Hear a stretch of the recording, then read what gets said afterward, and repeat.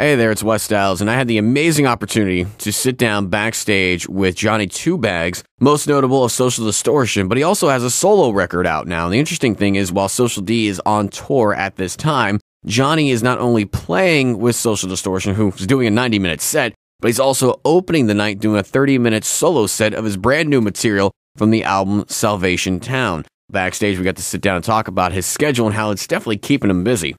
We played in Nashville yesterday with the whole band for the Americana Fest. So Social D had a day off. We took the bus over to Nashville and spent the day there and did a show last night. And, so we had a rehearsal. Actually, the other day we had a rehearsal and then 2 sound checks and then 2 shows the day before Nashville. So just keep rolling, man. It keeps you busy, but, there's not a thing wrong with that. Absolutely. And of course, you got your new album out right now. It's been out since April. How's been the reaction with you opening these shows in front of the audience that knows you more so in the punk rock sense than essentially what this record is? Because this record really doesn't have that punk rock feel. It kind of has like a little bit all over the place. It's so far so good. They seem pretty receptive to it. Some nights better than others, but they're always kind. Maybe it's not for everybody, this record, but I feel that there's people in the crowd every night that get it and appreciate it. Now for you, I mean, you've been in bands from US Bombs to now Social D for the past 14 years. Why now the time to go ahead and put out a solo album as compared to any other time? Well, I guess I just never felt ready to do it. I kind of made a couple of sort of meager attempts at getting bands together over the years.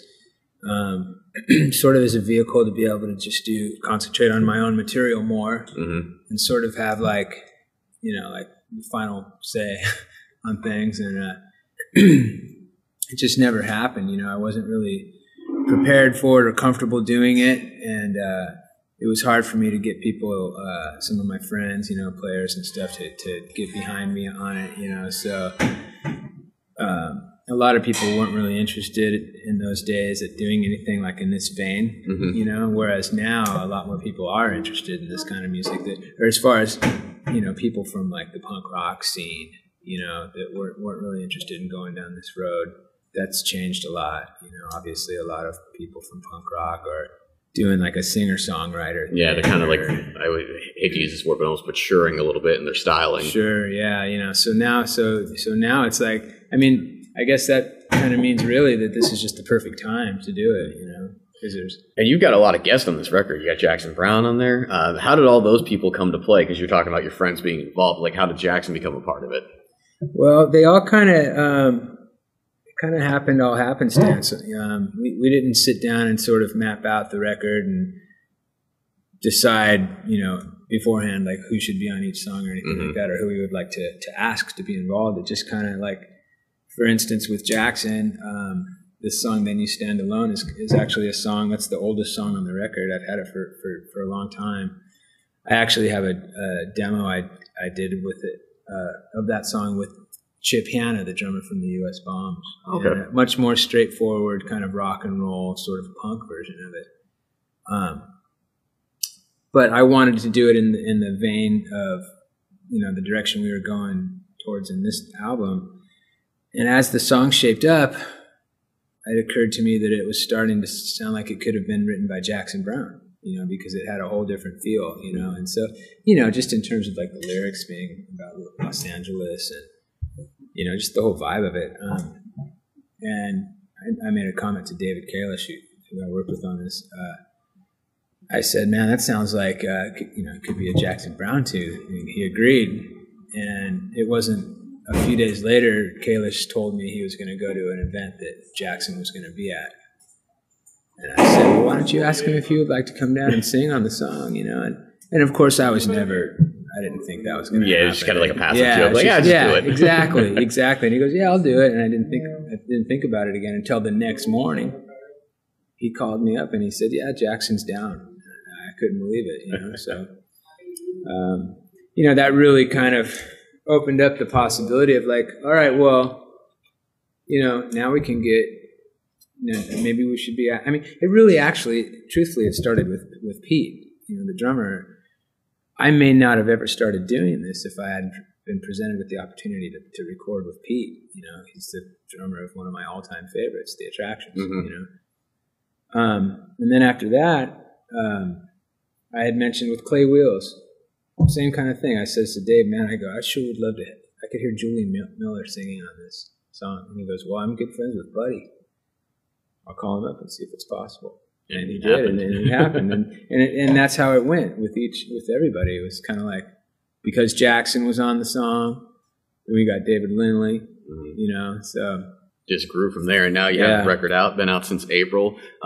Is this something you're going to look to do when maybe Social D's on downtime in between records, tours, or whatever? Oh, for sure. Yeah, I want to work this record as much as possible. We did a tour with Chuck Reagan and the White Buffalo right on the release of it. And I'm hoping to get more opportunities to do those kind of things, you know, like get on some really good sort of support slots, you know, on some good tours, and do it. And eventually I would like to get in and make another record, you know. Have you already started the writing process for potentially another one, or are you just going to hang tight? No, I'm thinking about it for sure, you know, and I have songs that I can go back and mine, you know, old ideas, and, you know, you always keep all your ideas even if they're not finished, you know. You can go back and sort through it, rearrange things, come up with new ideas, but I'm definitely already thinking about maybe like what kind of a vibe I would like to approach it, and I kind of think I would like to do something similar. You know? Like kind of take this story to the next level, continue it, you know, and then before I maybe try something different. I feel like this is a good kind of establishment. You know, it's a very good record. It's just as a fan of music in general and knowing you from all these years with Social Distortion, bit of departure once again, but yeah, it's a very solid record from front to back. Thank you. To it. Thanks a lot. Of course, you know, Avenues is the new single you guys got out there now. Now, going back real quick to something you said earlier, because you said, you know, having that final say, was there extra pressure on you when putting this together, going, does that fit? Does that not fit? Am I going to work this on this or not? Sometimes, yeah, you know, and I would find myself at a loss a lot because, you know, one of the problem I have is that I want to exercise every option, you know, so I tend to come up with more than one idea for something, and I want to try them all, and then I'll toil over that until I decide. So, I mean, fortunately, we made this record in between Social D touring schedules, so I did have the luxury to kind of you got a chance take to sit my back, time, and, you know. So, I mean, the next time I may not have that. I may have to go in and get a record done in like 6 weeks, you know, or something. And so, you know, maybe we'll just get everything demoed first or something and do it more in that sort of traditional kind of way. How did you get into music itself? Just writing, enjoying it, even singing, for instance. How did you get involved in all this? Well, the this? writing and the singing part has not come easy for me. You know, I've been playing guitar since I was a little kid, and started playing in sort of, you know, backyard party, garage punk bands and stuff. But I didn't start trying to actually write songs until we got the Cadillac Tramps together. That was '87, and I was in that band. I was one of two guitar players, and the other guitar player, Brian Coakley, was a very prolific writer at that time and continues to be. He's a great writer, and he took songwriting very serious, and I had never really been around anybody like that where it was all about songwriting.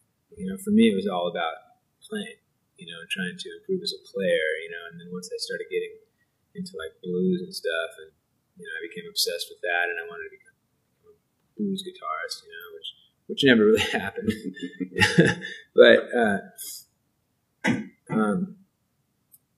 he was, you know, I never felt that I was on par with Brian, and there was a bit of a competition in that band, and I was intimidated by his prowess as a writer. So over the years, I really struggled with different approaches to songwriting and writing a lot of songs that really were horrible, and not realizing that that's actually part of it.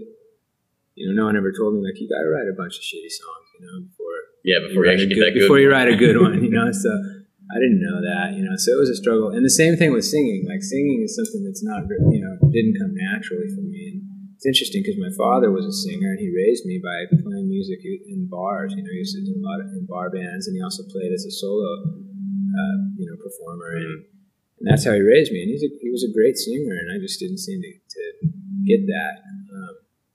So making this record actually was a big learning experience in terms of singing and learning how to actually use the mechanism of how to sing and think about what I'm doing. You know, I took some lessons, and just to figure out how to actually do it the proper way, because I had a lifetime of singing the wrong way behind me. You know what I mean? So how was that? For background vocals. Was that tough, like relearning the whole process then, of going through those lessons and actually learning how you said, like, to use the mechanism? Yeah, and it's not that it's changed my voice so much. I think it's helped it. It's definitely improved it a bit, but it's also taught me how to not make myself kill my voice and things like that. And I still have. I feel like I have a long way to go. Are you doing vocal warm-ups before you hit the stage now, or? Yeah, it's funny because you got to be careful with those, man. Because you always think about singers doing that, and it's like I find that sometimes you got to go very easy with it. You don't just do the whole warm-up, like belt it out, and then all of a sudden you find yourself all tightened up. You're on the stage, you're like, uh-oh. yeah, I got to be careful. So talk about all the record and everything like that. Obviously, with the Social D tour right now, is there plans with Social D to do another record anytime soon, or is it just kind of did this tour, then you go do the solo stuff? I don't know what we're going to do right away. I suspect there might be some more touring coming up, but I definitely know that we will at some point. I'm not sure when. Get busy on a Social D record. I mean, that's definitely in the plans. And Mike also was talking about wanting to do a solo record. So there's going to be some productivity in that area for sure. Maybe sometime later next year or something like that. Well, awesome. Well, Johnny, dude, thank you so much once again for coming on in, doing the interview. I'm going to appreciate it, brother. Check real quick.